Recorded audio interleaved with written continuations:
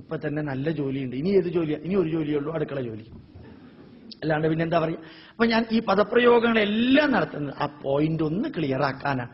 അപ്പൊ അറിയാനുള്ളത്, ഏത് യുക്തിവാദി ചോദിച്ചാലും ജ്യോതിഷം സയന്റിഫിക് ആണോ എന്ന് ചോദിച്ചാൽ 3 ഭാഗങ്ങളുള്ള ജ്യോതിഷത്തില് 2 ഭാഗം പ്യുവർലി സയന്റിഫിക് ആണ്, 3ാമത്തെ ഭാഗം അബ്സല്യൂട്ട്ലി നോൺ സയന്റിഫിക് ആണ്. പിന്നെ എന്തിനാ താൻ അത് പഠിക്കുന്നത് എന്ന് ചോദിച്ചാൽ യൂസ്ഫുൾ ആണോ യൂസ്ലെസ് ആണോ എന്ന വീക്ഷണത്തോടുകൂടി യൂസ്ഫുൾ ആണെങ്കിൽ ജീവിതത്തിൽ പ്രയോഗിക്കാം, യൂസ്ലെസ് ആണെങ്കിൽ വേണ്ട. തനിക്ക് ജ്യോതിഷത്തിൽ വിശ്വാസമുണ്ടോ, ജ്യോതിഷത്തിൽ വിശ്വാസമുണ്ടോ ഇല്ലയോ എന്നുള്ളത് ഒന്നും ഒരു പ്രസക്തവുമല്ല. മുമ്പിൽ കൂടെ ഒരു ആന വരുന്നു, തനിക്ക് ആനയിൽ വിശ്വാസമുണ്ടോ? എനിക്ക് ആനയിൽ വിശ്വാസം ഇല്ല. എന്താ കാരണം? അത് മൃഗാണ്. എന്നാ താൻ മുമ്പിൽ നിൽക്കാം എന്ന് പറയുന്നതിൽ അർത്ഥമുണ്ടോ? കാരണം ഡിസ്കഷൻ ഇറലവന്റാ.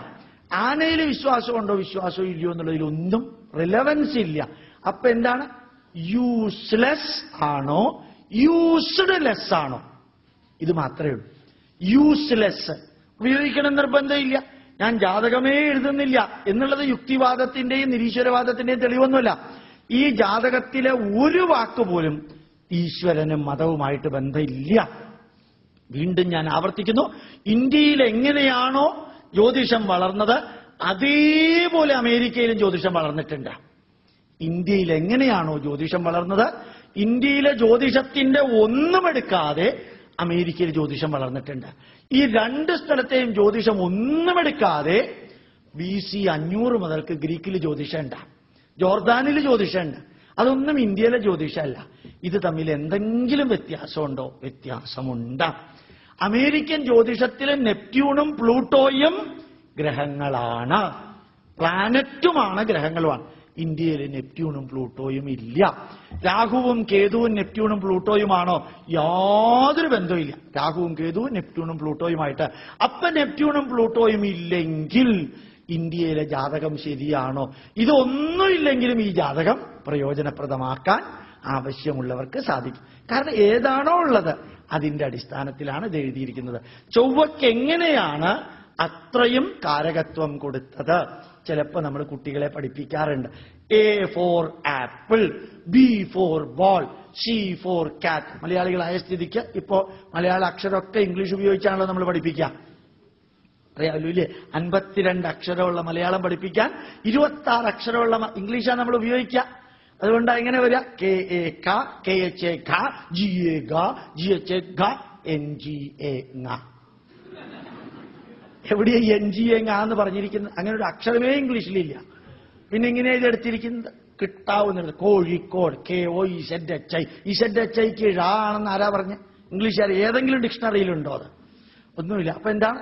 ബർണാഡ് ഷാ പറഞ്ഞ മാതിരി തന്നെ ഫിഷ് എന്ന് എഴുതുന്നതിന് GHOTI എന്ന് എഴുതിയാൽ മതി.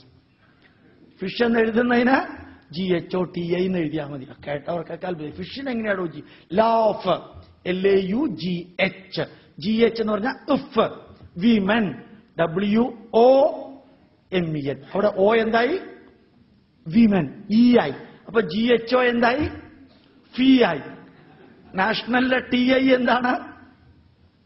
ഷ. അപ്പൊ ഫിഷ് എന്ന് എഴുതുന്നതിന് GHOTI. ഞാൻ ഉണ്ടാക്കിയതല്ല, ബർണാഷ പറഞ്ഞതാ.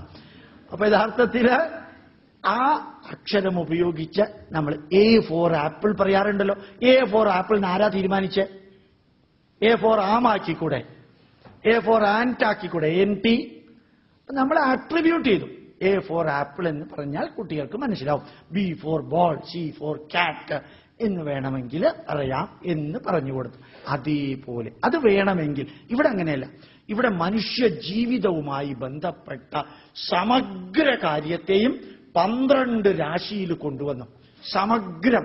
അതിൽ ലഗ്നം എന്ന് പറയുന്നത് വ്യക്തിയുടെ ശരീരം, 2 എന്ന് പറയുന്ന വാക്ക്, 3 എന്ന് പറയുന്ന സഹോദരനും അയൽവക്കം, 4 അമ്മ, 5 പുത്രഭാവം, 6 കള്ളത്തരം നമ്മുടെ സ്വഭാവം, 7 പാർട്ട്ണർ, 8 മരണം മൃത്യുഭാവം, 9 പൂർവപുണ്യം പിതൃകാരകത്വം അച്ഛൻ, 10 കർമ്മഭാവം, 11 വരവ്, 12 ചെലവ്. 12ാം ഭാവത്തിൽ ഗുരുവുള്ള വ്യക്തിയുടെ അടുത്ത് ചോദിച്ചാൽ പറയും KPAC ലളിതയ്ക്ക് 12ാം ഭാവത്തിൽ ചൊവ്വയായി ഗുരുവായിരിക്കുന്ന ഒരു സിനിമയുണ്ട്. ഗജകേസരി യോഗം. അവിടെ എന്ത് പ്രശ്നം വന്നാലും KPSC അയ്യോ ഞാൻ ഗുരുവായൂരപ്പനൊരു തുലാഭാരം നേർന്നേക്കാമേ. ഏത് തുലാഭാരം? നിങ്ങളെ കൊണ്ട് തന്നെ തുലാഭാരം.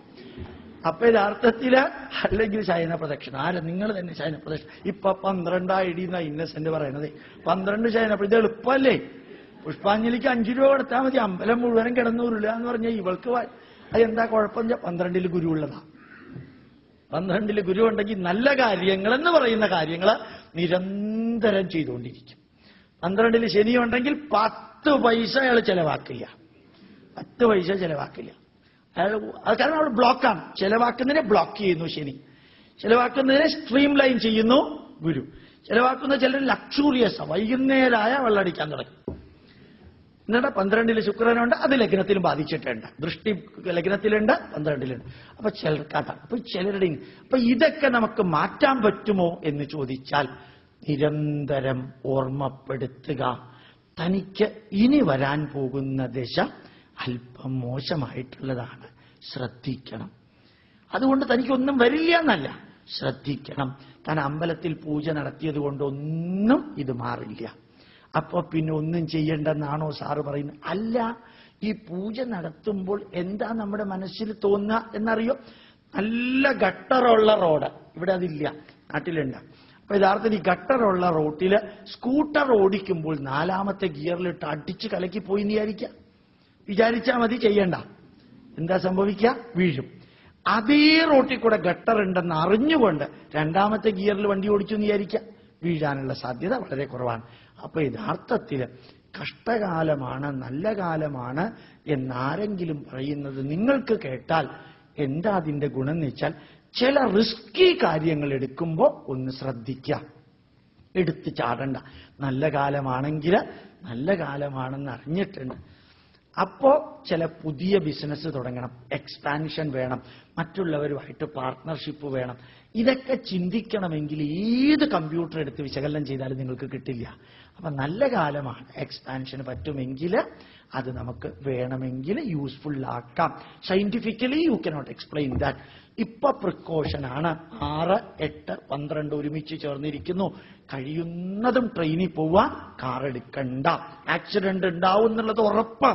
അതുകൊണ്ട് ശ്രദ്ധിച്ചു പോവുക എന്ന് നമുക്കൊന്ന് പറയാം. അവിടെ തിരുവനന്തപുരത്ത് ഒരാളുണ്ട്, നല്ല പാർട്ടിയാണ്, ഒരു പെന്തക്കോസ്ത് ക്രിസ്ത്യനാണ്, നല്ല രീതിയിൽ ഈശ്വര വിശ്വാസമൊക്കെ ഉള്ള ആളാണ്. അയാൾ ജ്യോതിഷന്റെ അടുത്ത് പോയപ്പോൾ പറഞ്ഞു വാഹനം എടുക്കണ്ട, ആക്സിഡന്റ് ഉണ്ടാവാൻ സാധ്യതയുണ്ടെന്ന്.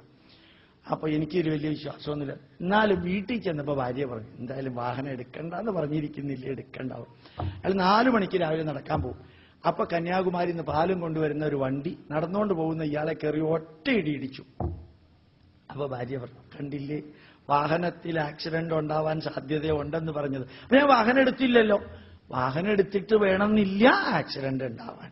വാഹനത്തിൽ ആക്സിഡന്റ് നമ്മുടെ കയ്യിലുള്ള വാഹനത്തിൽ നിന്ന് വേണമെന്നില്ല.